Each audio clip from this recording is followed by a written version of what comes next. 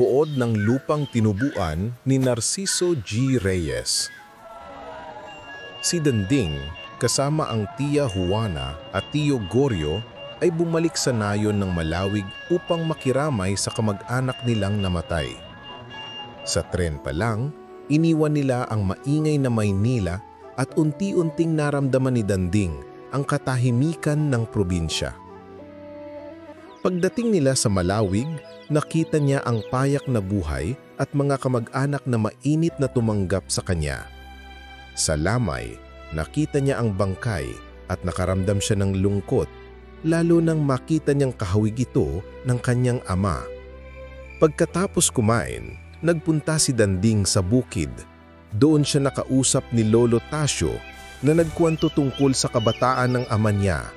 Paano ito naglaro, nadapa, umibig at namuhay sa nayon. Dito naintindihan ni Danding ang mga alaala ng kanyang angkan at ang koneksyon ng ama niya sa Malawig. Nang inilibing si Tata Inong, napaluha si Danding dahil ramdam niya ang bigat ng pamamaalam. Sa pagbalik niya sa bukid, nakahanap siya ng kapayapaan. Narinig niya ang hangin, naamoy ang lupa, at naramdaman niyang parang nakaugnay na siya sa lugar.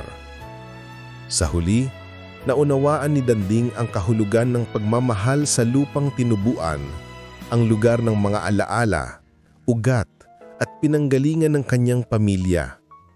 Dito niya natuklasan kung bakit mahalaga bumalik sa pinanggalingan at kung bakit ipinaglalaban ng mga tao ang kanilang bayan.